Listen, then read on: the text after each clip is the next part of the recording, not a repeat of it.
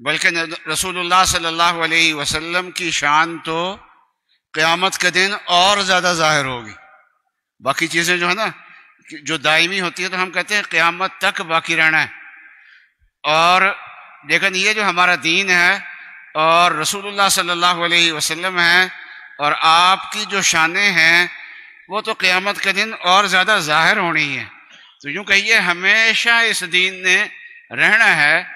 اس دین کا نام اسلام ہے اور اس دین کے ماننے والوں کا نام مسلم ہے.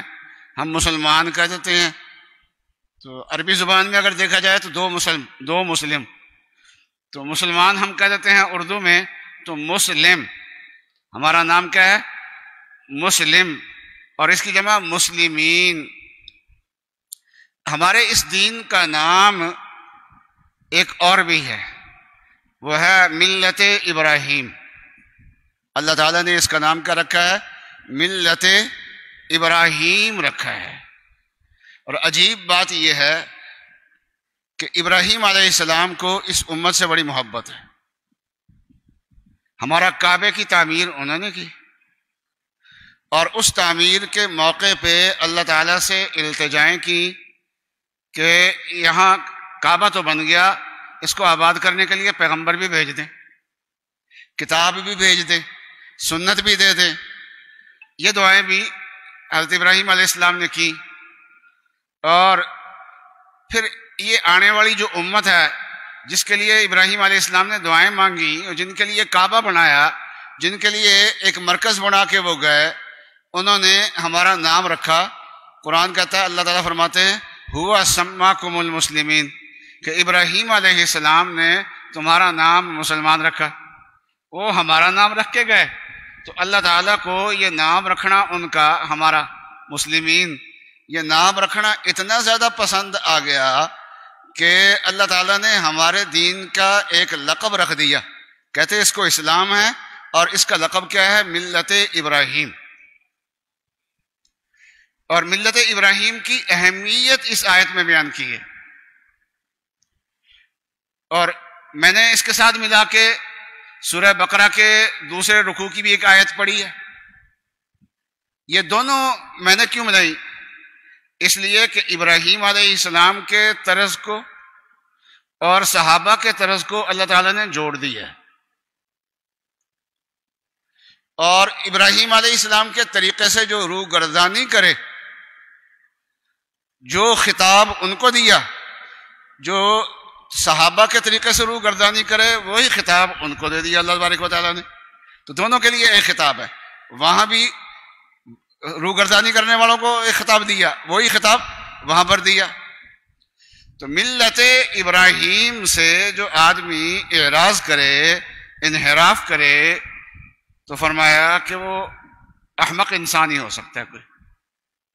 ورنہ ملت ابراہیم، ابراہیم علیہ السلام کا جو طریقہ ہے وہ طریقہ ایسا طریقہ ہے کہ اس سے انحراف کرنا کسی انسان، کسی عقل مند کا کام نہیں ہے، جو طریقہ ابراہیم علیہ السلام چھوڑ کے گئے ہیں. تو ابراہیم علیہ السلام کے طریقے کی خصوصیت کیا ہے؟ ابراہیم علیہ السلام کے طریقے کی خصوصیت یہ ہے کہ اللہ تعالیٰ کے احکامات کے مقابلے میں اپنی عقل اور سوچ کو ایک طرف اٹھا کے رکھ دے، اپنی مصلحتوں کو ایک طرف اٹھا کے رکھ دے، اپنی ضروریات کو ایک طرف اٹھا کے رکھ دے، اپنے مستقبل کے اندیشوں کو ایک طرف اٹھا کے رکھ دے، اور جو اللہ کہے وہ ایسے ہی کرے. اللہ کی رضا کے لیے اپنی جان پیش کر دے، اللہ تبارک و تعالیٰ کی رضا کے لیے اپنے وطن کو قربان کر دے، اللہ کی رضا حاصل کرنے کے لیے اپنی برادری کی ناراضگی کو مول لے لے، اللہ تعالیٰ کو راضی کرنے کے لیے اپنی ہر چیز فنا کرنے کے لیے تیار ہو جائے، اپنی جان مال ہر چیز قربان کرنے کے لیے تیار ہو جائے. تو یہ ہے حضرت ابراہیم علیہ السلام کا طریقہ، اپنی اولاد کو بھی قربان کرنے کے لیے تیار ہو جائے. جو اللہ بتاتے ہیں، اللہ تعالیٰ کے احکام بہت سارے ایسے ہیں جن کی حکمتیں ہمیں سمجھ میں آتی ہیں. نماز ہے، اس میں کیا حکمتیں ہیں، کیا مصلحتیں ہیں، ہماری سمجھ میں آتی ہیں. اور روزے کی حکمتیں اور مصلحتیں کیا ہیں؟ لوگ اس پہ بڑے بڑے لیکچر دیتے ہیں، اس کے پہ بیانات کرتے ہیں، بڑی بات. اور زکوٰۃ کے اندر کیا حکمتیں رکھی ہوئی ہیں اللہ تعالیٰ نے، اس پہ بھی بڑے بیانات ہوتے ہیں. اور بہت سارے اللہ تعالیٰ کے احکام ایسے ہوتے ہیں جن میں بظاہر کوئی فائدہ نظر نہیں آتا، کوئی مصلحت نظر نہیں آتی. مصلحت اس میں بھی ہوتی ہے لیکن عام سطحی عقل والوں کو نظر نہیں آتی. جو اللہ والے ہوتے ہیں ان کو وہاں بھی نظر آ جاتی ہے، ورنہ عام سطحی عقل والوں کو وہاں کوئی خاص فائدہ نظر نہیں آتا. تو وہاں بھی اللہ تعالیٰ کے حکم کو عمل کرے. جہاں مصلحت سمجھ میں آتی ہے وہاں تو کر ہی رہا ہے، اس سے زیادہ اللہ تعالیٰ کے ان احکامات پہ عمل کرے جن کی حکمت اور مصلحت سمجھ میں نہیں آتی. تو ابراہیم علیہ السلام نے کیا کیا؟ ابراہیم علیہ السلام نے کیا کیا کہ بڑی آرزوؤں سے گھر میں رونق لگی تھی. اپنے باپ کو ناراض کیا، خاندان کو ناراض کیا، قبیلے کو ناراض کیا، وقت کی حکومت کو ناراض کیا، آگ میں ڈالے گئے، سب کچھ ہوا، پھر وطن چھوڑا، ایک سے ایک بڑھ کے قربانی. اور پھر کیا ہے، وہاں سے چلے ہیں ایک میاں بیوی. بس اللہ تعالیٰ نے حضرت ہاجرہ کا درمیان میں اضافہ فرما دیا، 3 ہو گئے. اللہ سے مانگا یا اللہ آپ گھر میں رونق بھی لگا دیجئے. تو اللہ نے پہلا بیٹا دیا، وہ حضرت ہاجرہ کے ذریعے سے دیا اور ان کا نام اسماعیل رکھا. دوسرے بیٹے بعد میں پیدا ہوئے ہیں. اب گھر کے اندر رونق لگی ہے اور سب کچھ چھوڑ چھاڑ کے آئے ہیں، ساریاں قربانیاں دے کے آئے ہیں. تو یہ تو عشق کا راستہ ایسا ہوتا ہے کہ یہاں ایک قربانی دینے کے بعد آگے اس سے بڑی قربانی کھڑی ہوتی ہے. حکمہ اٹھاؤ ان کو لے چلو. اب یہ بھی نہیں پتا کہ منزل کہاں پر ہے، بس جبرائیل علیہ السلام بتاتے جا رہے ہیں، ساتھ ساتھ چلتے جا رہے ہیں. اور جہاں کوئی سرسبز و شاداب جگہ آتی ہے تو پوچھتے ہیں جبرائیل یہاں ٹھہرنا؟ کہ نہ یہاں نہیں ٹھہرنا. چلتے گئے مکہ معظمہ جہاں آج بھی پانی ملنا مشکل ہے، نایاب چیز ہے وہاں پر پانی، بہت مشکل کام ہے. اور اللہ تعالیٰ سعودی حکومت کو جزائے خیر دے کہ اتنے حجاج جاتے ہیں، نہ بلڈنگوں میں اور نہ ہی مشاعر میں کہیں پانی کی کمی محسوس نہیں ہوتی، ورنہ وہ جگہ پانی ملنے والی جگہ نہیں ہے. یہ تو ان لوگوں کا انتظام، اتنا حسن انتظام ہوتا ہے، لاکھوں میں انتظام ہوتا ہے، اتنا اچھا انتظام کر لیتے ہیں کہ پانی بہت زیادہ مہیا کر دیتے. نہ پانی، نہ انسان، نہ کچھ، یہاں چھوڑ دو. کوئی اللہ تعالیٰ سے نہیں پوچھا یا اللہ کس کے سہارے پہ چھوڑنا ہے؟ یہ تو لکو دک جنگل ہے، ریت ہے. اور جنگل بھی وہ بعض ہوتے ہیں جہاں جھاڑیاں ہوتی ہیں، کوئی پتے ہوتے ہیں، کوئی سبزہ ہوتا ہے. یہاں تو پہاڑ بھی خشک ہے، کسی پہاڑ پہ کوئی پتا نظر نہیں آتا یہاں پر کوئی. اور کوئی انسان نہیں ہے، کوئی بندہ نہیں ہے، کوئی چرند پرند کوئی یہاں پر کوئی نہیں ہے. یہاں ان کو بٹھا دیا. حکم ہوا کہ جلدی سے نکلو. اٹھ کے چل پڑے. اب اللہ کا حکم آیا تو اتنی جلدی اللہ کے حکم پہ عمل کیا کہ اطمینان سے اپنی گھر والوں کو بتا دیں کہ اللہ کے حکم سے میں چل رہا ہوں واپس. یہ بھی نہیں کیا، اٹھ کے چل دیا یہاں سے. تو حضرت حاجرہ نے پوچھا ہمیں تنہا چھوڑ کے کہاں جا رہے ہو؟ اب کوئی جواب ہی کوئی نہیں، چلتے جا رہے ہیں. اب وہ انداز تو پیغمبر کی اہلیہ تھی، اس لیے بات کو سمجھتی تھی، اس لیے بات سمجھ گئی اور پوچھا اللہ کا حکم ایسے ہی لگتا ہے. انہوں نے سر سے اشارہ کیا چلتے چلتے کہ اللہ کا حکم یوں ہی ہے. فرمایا پھر جائیے، اللہ تعالیٰ ہمیں ضائع نہیں کریں گے. چلے گئے. اب وہ پانی پہلا مرحلہ آتا ہے زندگی کے لیے. وجعلنا من الماء كل شيء حي، ہم نے پانی سے ہر چیز کو زندگی دی ہے. تو وہاں پانی نہیں ہے زندگی کیسے ہوگی؟ کچھ بھی نہیں ہے، پانی بھی نہیں ہے زندگی کی. جو پہلی چیز ہے یعنی آکسیجن کے بعد جو پہلی ضرورت ہوتی ہے انسان کی وہ پانی ہوتا ہے، وہی نہیں ہے. اور اس کے لیے بھاگ دوڑ کر رہی ہیں. تو لیکن ذرا بے اطمینانی نہیں ہے. لیکن یہ پانی جب ختم ہو گیا تو دوڑ رہی ہیں، دیکھ رہی ہیں کوئی انسان مل جائے، کوئی قافلہ گزرتا ہوا مل جائے، ان کے پاس کوئی پانی ہو اس لیے قریب دو پہاڑیاں تھیں، ایک صفا کی پہاڑی اور ایک، کبھی صفا کی پہاڑی پہ چڑھ کے ادھر ادھر دیکھ رہی ہیں، وہاں سے اترتی ہیں مروہ کی طرف چل پڑتی ہیں، وہاں پہاڑی پہ چڑھ کے ادھر ادھر دیکھتی ہیں، بس اچانک اللہ میاں نے ان کے قدموں سے پانی نکال دیا۔ تو یہ اللہ کا حکم، بس دیوانے ہیں اللہ تبارک و تعالیٰ کے حکم کے، جو اللہ کا حکم آ گیا۔ اب یہ ہے کہ کبھی کبھی آ کے حال پوچھ جایا کرو، آتے تھے حال پوچھ جاتے تھے، دعائیں بھی کی۔ پھر ایک مرحلہ ایسا آیا کہ اب بچہ کھیل رہا ہے، کود رہا ہے، بڑا اچھا لگتا ہے، اب کہا جی اس کو اللہ کی رضا کے لیے ذبح کر دو، انی اری فی المنام۔ اب یہ اتنا عظیم حکم ہے کہ آدمی لرز جائے اور 100 تعویلیں کر لے کہ اس خواب کی یہ تعبیر ہو سکتی ہے، یہ تعبیر ہو سکتی ہے، نہیں، ظاہر پہ عمل کر کے دکھا دیا۔ اور وہ نصیحت کرنے کے لیے آیا ابلیس، ارے یہ کیا کرنے لگے ہو؟ دشمن کبھی ناصح کی شکل میں بھی آتا ہے، اور عاشق کے لیے جو محبت سے روکنے والی جو بھی نصیحت ہوگی نا وہ دشمنی ہوتی ہے اس کے نزدیک۔ اس لیے وہ یہ ناصح بن کے آیا لیکن تھی دشمنی۔ بہت سے ناصح جو ہوتے ہیں وہ دشمن نہیں ہوتے، لیکن یہ دشمن تھا۔ تو یہ جب مینا میں ذبح کرنے کے لیے لے گئے تو وہ آ کے سمجھانے لگا، اٹھا کے مارے پتھر، تیری ایسی تیسی۔ پھر تھوڑی دیر کے بعد پھر سمجھانے آ گیا، پھر مارے اس کو پتھر کہ تم کون ہوتا ہے روکنے والا، میرے اللہ کا حکم ہے۔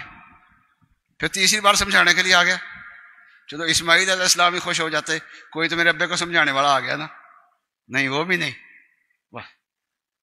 دیوانہ۔ اور اللہ تبارک و تعالیٰ کو کیا ہے، اللہ کے حکم پہ چلتے جا رہے ہیں، چلتے جا رہے ہیں۔ اور پھر جب اللہ تعالیٰ نے چھری بھی پھیر دی اپنی طرف سے، اور جب چھری پھیر دی، لیکن ادھر حکم تھا چھری پھیرنے کا، ادھر چھری کو حکم تھا نہ چلنے کا۔ تو ابراہیم علیہ السلام نے اپنا کام کیا، چھری نے اپنا کام کیا۔ واقعہ تو آپ سب کو آتا ہے، یہ میں بتانا چاہتا ہوں، میں تو اس واقعہ کا جو نچوڑ ہے، یعنی دیوانگی، اللہ کے حکم کے سامنے دیوانے بن جانا، وہ ابراہیم علیہ السلام میں پائی جاتا ہے۔ فرمایا قد صدقت الرؤیا، ابراہیم آپ نے اپنا خواب سچا کر دیا بس۔ اور فرمایا ان ھذا لہو البلاء المبین، بہت بڑا امتحان تھا۔ عشق میں امتحان بھی ہوتے ہیں، عشق کا دعویٰ کرنا آسان نہیں ہے۔ ایک صحابی نے آن رسول سے عرض کیا، یا رسول اللہ مجھے آپ سے محبت ہے۔ فرمایا سوچ کے کیا کہتا ہے؟ کہا جی اللہ کی قسم مجھے آپ سے محبت ہے۔ فرمایا پھر مصائب کے لیے نا کوئی ڈھال تیار کر لے، جو ہم سے محبت کرے گا نا، اس محبت کے راستے میں پھر وہ بھی آئیں گی، مشکلات بھی آئیں گی۔ اور آن صلی اللہ علیہ وسلم کو جو مشکلات آئی ہیں نا، وہ صحابہ ہی سہ گئے، وہ سہنا ہمارے بس کی بات نہیں تھا۔ یہ ابراہیمی طریقہ ہے، اور ایک یہودی طریقہ ہے کہ اللہ تعالیٰ کی طرف سے کتاب ہدایت ان کو تورات کی شکل میں ملی، تو کہتے تھے کہ پتہ نہیں اللہ نے بھیجی ہے یا آپ ہی کہیں سے لے کے آ گئے۔ بس وہ بہانے بناتے تھے کہ اس پہ عمل نہ کرنا پڑے، ہزار بہانے، ایک ایک حکم پہ ہزار ہزار بہانے۔ کیوں؟ اصل ان کو تکلیف کس بات کی تھی؟ وہ یہ تھا کہ اس کتاب میں جہاد کا حکم ہے، اور یہ ساری عمر غلامی کر کے آئے ہیں، جہاد ان کی طبیعت سے مناسبت نہیں رکھتا تھا۔ جو قوم غلامی میں رہ چکی ہو نا، تو پھر وہ جہاد اور آزادی اور حریت، یہ چیزیں ان کے لیے فضول ہوتی ہیں۔ تو وہ پنجرے کے شیر ہوتے ہیں، بیٹھے بیٹھے ان کو مل جاتا کھانے کے لیے، تو اب وہ جنگل کے شیر نہیں بن سکتے۔ اس لیے وہ یہ کہتے تھے کہ بس کچھ عمل کریں گے کچھ نہیں کریں گے، ساری کتاب پہ عمل کرنا تو مشکل ہے، ساری پہ کیوں جہاد کرنا پڑتا ہے۔ اور آخر کار جب جہاد کی نوبت آئی نا، تو سیدھا سیدھا کہہ دیا، اور جا تو جا تو تیرا رب جاوے، جا کے نہ لڑ لو۔ ساڑھے کوڑی لڑوں گا، جاؤ آپ جائیں اور آپ کا جب جائیں تو آپ جا کے لڑ لیں، ہمارا نہیں ہے یہ کام۔ اور رسول اللہ صلی اللہ علیہ وسلم کے دیوانوں کی شان کیا ہے؟ پہلے مکہ چھوڑا، مارے کھائی مکے میں بیٹھ کے، کہا صبر کرو صبر کرو، ٹھیک ہے۔ اگر یہ بھی خاندانی لوگ تھے، ان کے بازو میں طاقت تھی، کچھ نہ کچھ تو یہ آگے سے مزاحمت کر سکتے تھے، لیکن حکم تھا نہیں صبر کرو صبر کرو، 13 سال صبر ہی کرتے رہے۔ اب حکم آیا کہ گھر بار چھوڑ کے نکل جاؤ، اور میرا آپ کا شہر ہو وہ چھوڑ کے چل جائے تو ہے، لیکن مکہ چھوڑ کے چل جائے جہاں اللہ کا گھر ہے، اس کو بھی چھوڑ کے چل جاؤ، وہ بھی چھوڑ کے آ گئے۔ یہاں بھی ٹکے نہیں کوئی بیٹھنے دیتا، ہر روز جہاد ہر روز جہاد، ابھی ادھر کو جا رہے ہیں جہاد کے لیے، کبھی ادھر کو جا رہے ہیں جہاد کے لیے، لیکن کبھی ایک بار بھی ان کی زبان پہ اف نہیں آیا کہ یہ کس مصیبت میں گرفتار ہو گئے ہیں، کیا ہو گیا ہے۔ اور ایسے ایسے مواقع آئے کہ حضور صلی اللہ علیہ وسلم پہ حملہ ہوا غزوہ احد میں، کئی صحابہ نے اپنے جانیں دے دی۔ حضرت ابو طلحہ تیر انداز تھے، تیر زور زور بہت اچھا پھینکتے تھے، مہارت تھی اس میں، اور تیر اندازی میں انہوں نے کئی کمانیں توڑی اس دن، بہت زور سے کھینچتے تھے کیونکہ کھینچتے کھینچتے ٹوٹ بھی جاتی تھی بس اوقات، تو کئی کمانیں انہوں نے توڑی ہیں۔ اور اس دن کسی آدمی کے پاس بھی تیروں کا تھیلا ہوتا نا تو حضور فرماتا ہے ابو طلحہ کو دے دو یہ سارا، وہ دشمن کو بھگا رہے تھے تیر اندازی کر کے، اور آن رسول وسلم ان کے پیچھے تھے۔ اب پوزیشن تو دیکھنی ہے نا جنگ کی کیا ہے، تو آن وسلم سر اوپر اٹھا کے پوزیشن دیکھتے ہیں، تو حضرت ابو طلحہ فرماتا ہے یا رسول اللہ آپ نیچے تشریف رکھیں، آپ اپنا سینہ اوپر نہ کریں، نہری دون نہری کا، ہمارا سینہ حاضر ہے تیرے کھانے کے لیے، ہمارے سینے کس کام کے لیے ہے آخر، نہری دون نہری کا۔ وہ کہتے تو جا کے، یہودی کیا کہتے تھے، آپ جائیے، آپ کا رب جائے جا کے کر لو جہاد، اور یہاں کیا کرے یا رسول اللہ اپنا سینہ نیچے کر لے، آپ کے سینے پہ تیر نہ لگ جائے کہیں آ کے، ہمارے سینے پہ لگنا چاہیے، تیر کھانے کے لیے ہمارا سینہ ہے، آپ کا سینہ کیوں سامنے آئے۔ آج لوگ مولویوں پہ اعتراض کرتے ہیں، علماء کرام پہ اعتراض کرتے ہیں، اصل میں ان کو اعتراض اسلام پہ ہوتا ہے، اصل میں ان کو اعتراض سنت پہ ہوتا ہے، لیکن وہ کھل کے کر نہیں سکتے، بدنامی ہوتی ہے اسلام پہ اعتراض کرنے سے، اس لیے وہ ہم پہ کر لیتے ہیں۔ تو ہم بھی کہتے ہیں کہ چلو ہمارے پاک نبی کا نام نہیں لیتے، ہمارا نام لیتے ہیں، تو ہم کہتے ہیں یا رسول اللہ نہری دون نہری کا، کہ آپ کی جگہ لوگوں کے تانے جو ہے نا وہ ہم سہ لیں گے، ہمیں لوگ تانا دیتے ہیں ہم سہنے کے لیے تیار ہے، نہری دون نہری کا، یا رسول اللہ ہمارا سینہ حاضر ہے تانے سہنے کے لیے۔ وہ تیر سہے صحابہ نے، اور علماء کرام کیا سہ رہے ہیں، تانے آج کے دور میں سہ رہے ہیں۔ اور پھر جو حج ہوتا ہے، حج میں کیا ہوتا ہے، احرام باندھنا، یہ بھی کوئی عقل سے ماورائی چیز ہے احرام، ورنہ تو آدمی کو اللہ کے گھر جانا ہے تو سنور کے جانا چاہیے نا، تو یہاں دیوانے بن کے جاتے ہیں، کبھی اللہ کے گھر کے گرد گھوم رہے ہیں، کہیں باہر جنگل میں چل جاتے ہیں، کبھی اس میدان میں کبھی اس میدان میں کبھی اس میدان میں، کبھی ادھر جا رہے ہیں کبھی ادھر جا رہے ہیں، تو یہ کیا ہے، یہ دیوانے وار پھر رہے ہیں، یہ کیا ہے، دیوانگی ہے۔ یہ جو قربانی ہے یہ کیا ہے، دیوانگی ہے۔ تو یہودی کہتے تھے کہ ہم ملت ابراہیم پہ ہیں، اور عیسائی کہتے تھے کہ ابراہیمی طریقے پہ ہم ہیں۔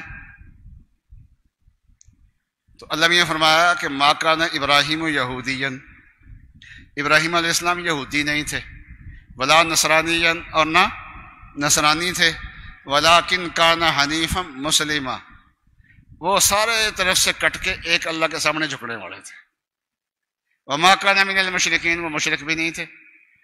اس لیے یہودیوں کا اور عیسائیوں کا اور مشرکین کا دعویٰ کرنا اور اپنی نسبت ابراہیم علیہ السلام کی طرف کرنا یہ ٹھیک نہیں ہے۔ تو ابراہیم علیہ السلام کے وارث کون ہیں پھر، اصل ان کے متبع کون ہیں؟ فرمایا ان اولى الناس بابراہیم للذین اتبعوا، ابراہیم علیہ السلام کے قریب وہ لوگ ہیں جنہوں نے ان کے زمانے میں ان کا اتباع کیا۔ وہذا النبی، اور نبی اقدس صلی اللہ علیہ وسلم یہ ان کے طریقے پہ ہے، ابراہیم علیہ السلام کے طریقے پہ ہیں۔ والذین آمنوا، اور یہ جو ان پہ ایمان لانے والے ہیں نا، یہ مومنین، یہ ہیں ابراہیمی طریقے پہ۔ تو یہودیوں کا طریقہ اور صحابہ کا طریقہ اور، تو صحابہ کا طریقہ ابراہیمی طریقہ ہے، اس کو ملت ابراہیم کہہ سکتے ہیں۔ اور ہمارا کہ جو ملت ابراہیم سے اعراض کرے، اس کو پسند نہ کرے، اس پہ عمل نہ کرے، اس کے طریقے پہ نہ چلے، دیوانہ نہ بنے، وہ احمق ہے۔ اوست دیوانہ کے دیوانہ نہ شد، وہی دیوانہ ہے جو دیوانہ نہیں بنا۔ تو بعض جگہ دیوانگی ہی عقل مندی ہوتی ہے، اور دیوانگی دو طرح کی ہوتی ہے۔ ایک دیوانگی یہ ہے کہ کسی پہ دل آ گیا، اب اس کی کسی بات کا انکار نہیں ہے، محبت دل کے اندر آ گئی، جنون دل کے اندر آ گیا، اور اس جنون میں عقل اٹھا کے ایک طرف رکھ دی، بس جو یہ کہے گا اس کا اتباع کرنا ہے ہم نے۔ تو ایک تو عقل چھوڑنے کا طریقہ یہ ہوتا ہے، اور ایک وجہ یہ ہوتی ہے کہ ہمیں اپنی عقل سے یہ پتہ چل جاتا ہے کہ فلاں جو ہے وہ ہمارا خیرخواہ بھی ہے، اور اس کی سوچ ہماری سوچ سے بہتر بھی ہے۔ ہم غلط سوچ سکتے ہیں لیکن وہ غلط نہیں سوچ سکتا۔ جیسے ہم اپنے بڑوں کی بات مان لیتے ہیں اپنی بات چھوڑ کے، یا ڈاکٹر کی بات مان لیتے ہیں اپنی رائے چھوڑ کے۔ کیوں؟ اس لیے کہ اس کی رائے کو اپنی رائے سے بہتر سمجھتے ہیں۔ تو ہم اللہ کے احکام کے دیوانے دونوں وجہ سے ہی ہیں۔ ایک تو یہ ہے کہ اللہ تعالیٰ کی ذات عالی ایسی محبوب ذات ہے کہ اس کے لیے جان و مال ہر چیز قربان کر دینا، تمام مفادات قربان کر کے رکھ دینا، یہ عین حکمت ہے، عین مصلحت۔ ان کی محبت میں یہ سب کچھ ہو سکتا ہے۔ تو جب اوروں کی محبت میں ہو سکتا ہے تو اللہ کی محبت میں بھی ہو سکتا ہے۔ ایک وجہ تو یہ، اور دوسرا ہمیں یقین ہے کہ اللہ اور رسول جو حکم دیں گے وہ حکمت و مصلحت سے ہی ہوں گے۔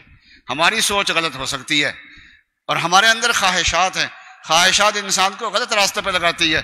اللہ اور رسول کا جو تعلیم ہوگی وہ غلط راستے کی نہیں ہو سکتی کبھی بھی، اس میں نقصان کبھی ہو ہی نہیں سکتا۔ اس کو کہتے ہیں آزمودم عقل دور اندیش را، آزمودم عقل دور اندیش را، بعد عظیم دیوانہ سازم خیش را۔ میں نے اپنی عقل کو بہت آزمایا، یہ تو زیادہ کارآمد چیز نہیں ہے، اس کے بعد میں نے اپنے آپ کو دیوانہ بنا لیا، یعنی اب اللہ کا حکم مصلحت سمجھے بغیر ہی ماننا ہے۔ تو اللہ تعالیٰ نے منافقین کو کہا تھا کہ آمنوا کما آمن الناس، یہ صحابہ بھی تو ایمان لائے ہیں نا، جیسا ان کا ایمان ہے نا ویسا ایمان لاؤ۔ تو آگے سے وہ جواب میں کہتے ہیں انؤمن کما آمن السفہاء، جیسے یہ احمق لوگ ایمان لائے ہیں کیا ہم ایسا ایمان لائے، ان احمقوں کی طرح ایمان لائے؟ حق تعالی شانہ نے جواب میں کیا فرمایا؟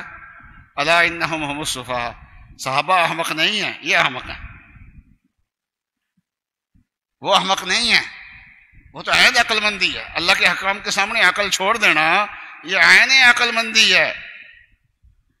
ہاں، جو اللہ کے حکام کے سامنے بھی عقل چلائے جیسے شیطان نے چلائی تھی تو وہ ہے بے وقوف، اصل میں وہ ہمیشہ کے لیے مردود ہو گیا شیطان۔ کیوں؟ جہاں عقل نہیں چلانی چاہیے تھی وہاں عقل چلا دی اس نے، وہاں تو دیوانہ بننا چاہیے تھا۔ تو صحابہ کو وہ دیوانہ کیوں کہتے تھے؟ کیونکہ انہوں نے ہر مصلحت کو قربان کر دیا تھا، رسول اللہ صلی اللہ علیہ وسلم کی خاطر ہر مصلحت کو قربان کر دیا تھا۔ اور ان ایام میں رسول اللہ صلی اللہ علیہ وسلم نے اللہ کے ذکر کی زیادہ تعلیم دی ہے ہمیں کہ زیادہ اللہ کا ذکر کرو۔ ایک تو ہے حج ہے، قربانی ہے، اس کے بعد پھر کس چیز کا حکم زیادہ ہے؟ اللہ کا ذکر کرو۔ کیوں؟ اس لیے کہ جہاں محبت ہوتی ہے تو محبوب کے تذکرے کے بغیر مزہ ہی نہیں آتا، بس اس کے تسلی کا سامان ہی محبوب کا تذکرہ ہوتا ہے۔ مولانا رومی رحمۃ اللہ علیہ نے لکھا ہے، فرمایا کہ دید مجنوں را یک سہرا نورد، ایک کوئی آدمی صحرا میں جا رہا تھا تو اس نے مجنون کو بیٹھا ہوا دیکھا وہاں پر، تو فرمایا دید مجنون را یک صحرا نورد، در بیاباں غمش بنشست فرد، کہ بیابان میں اکیلا تنہا بیٹھا ہوا ہے، کوئی ساتھ نہیں ہے اس کے۔ فرمایا ریگ کاغذ بود انگشتاں قلم، تو ریت اس کا کاغذ تھا اور انگلیاں جو تھیں نا وہ اس نے قلم بنایا ہوا تھا۔ میں نمود بحر کس نامہ رقم، تو ایسا لگ رہا تھا جیسے کسی کا نام جو ہے نا وہ خط لکھ رہا ہو، جیسے ہمارے نوجوان جو ہے نا وہ ساری رات جو ہے وہ موبائل پہ چیٹنگ کرتے رہتے ہیں، تو وہ بھی اسی طریقے سے کسی کو خط لکھ رہا تھا۔ تمہیں نمود بحر کس نامہ رقم، تو صحرا نورد نے پوچھا گفت مجنون شیدا چیست ای، او مجنون وہ کس بات میں مگن ہے تو؟ می نویسی نام بحر کیست ای، یہ کس کے نام خط لکھ رہے ہو، کس کے نام خط لکھ رہے ہو؟ فرمایا گفت مشق نام لیلا می کنم، اس نے کہا خط خود کوئی نہیں لکھ رہا، بس لیلا لیلا لیلا لیلا یہ نام ہی لکھی جا رہا ہوں میں، بس لیلا کے نام کی مشق کر رہا ہوں۔ گفت مشق نام لیلا می کنم خاطر خود را تسلی می دہم، اس نے کہا کہ میں لیلا کا نام لکھ لکھ کے اپنے دل کو تسلی دے رہا ہوں۔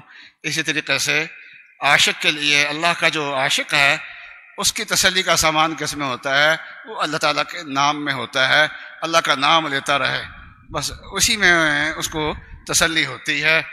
تو اوست دیوانہ کا دیوانہ نہ شد، وہ دیوانہ ہے۔ تو صحابہ دیوانہ تھے، اللہ میاں نے ان کو فرزانہ کہا، سمجھدار کہا، اور منافق دیوانے نہیں بنے، فرمایا یہ احمق ہے۔ تو اس سے معلوم ہوا کہ صحابہ کا جو طرز عمل ہے وہ عین ملت ابراہیم ہے، کیونکہ ملت ابراہیم کے مخالفوں کو بھی سفہا فرمایا اور صحابہ کے مخالفوں کو بھی اللہ تعالیٰ نے سفہا فرمایا۔ تو اس لیے حیات الصحابہ بہت پڑھنی چاہیے۔ ہمارے حضرت جی مولانا یوسف صاحب رحمۃ اللہ علیہ نے ایک بہت کام کر گئے، حیات الصحابہ لکھ گئے، اور حضرت مولانا احسان احمد صاحب اللہ تعالیٰ ان کی زندگی میں برکت دے، انہوں نے اس کا اردو میں ترجمہ کر دیا، ورنہ اس کتاب سے عرب تو بہت فائدہ اٹھاتے تھے، اور عربوں کی جماعت میں بس یہ کتاب ایسے انہوں نے سینے سے لگائی ہوتی تھی۔ جب ہم دیکھتے تھے بچپن میں، اس وقت اردو ترجمہ اس کا نہیں ہوتا تھا، عام طور ملتا تھا، اس زمانے کی بات ہے، لیکن حضرت جی نے اس کا اردو ترجمہ کر دیا۔ ویسے صحابہ کے حالات پہ کتابیں تو بہت ہیں، بڑی بڑی کتابیں ہیں جلدوں میں، لیکن یہاں اعمال کے عنوان سے مثلا صحابہ کی نماز، وہاں ابو بکر کے حالات، حضرت عمر کے حالات، فلاں صحابی کے حالات، اس طریقے سے، لیکن انہوں نے دوسرے موضوعات کو عنوان بنایا، صحابہ کے واقعات اس میں ذکر کیے، مختلف ایک عنوان ہے، اس میں مختلف صحابہ کے تذکرے آ گئے۔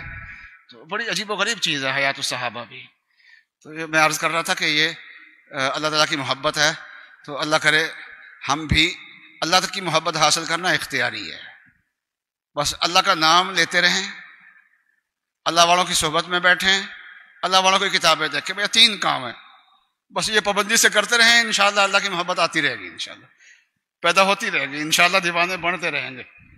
اللہ تعالیٰ کے دیوانے رہنے ہیں، قیامت تک رہنے ہیں، لیکن یہ ہے کہ اس کے لیے ہم استعمال ہوں یا کوئی اور استعمال ہو یہ پتہ نہیں، اللہ ہمیں استعمال فرما لے اپنی دیوانگی کے لیے، قسمت کی بات ہوتی ہے نا جی۔ غازی علم الدین نے قربانی دی، علماء کہتے رہ گئے، اسی تک گلا ہی کرتے رہ گئے، ترکھانہ کا منڈا بازی لے گیا، اب اللہ میاں کس سے کام لے لیں، یہ اللہ بہتر جانتے ہوتے ہیں۔ اللہ تعالیٰ ہمیں اپنا دیوانہ بنائے، ہم اللہ کے حکام کے دیوانے بن جائیں تو بہت ہے۔ غازی علم الدین والی جو مقام ہے وہ بہت اونچا ہے، اس کی تو ہوس نہ کریں ہم اگر تو، لیکن یہ عام احکام پہ تو عمل کریں نا ہم اللہ تعالیٰ کے، اللہ تعالیٰ ہمیں توفیق عطا فرمائے۔ بس یہ ذکر ہی ایسا تھا ابراہیم علیہ السلام کا کہ آج بات تھوڑی سی لمبی ہو گئی ہے، تو اب کیا ہے اللہ تعالیٰ کے ذکر میں لگیں گے انشاءاللہ، اور اس کے بعد پھر دعا بھی کریں گے انشاءاللہ۔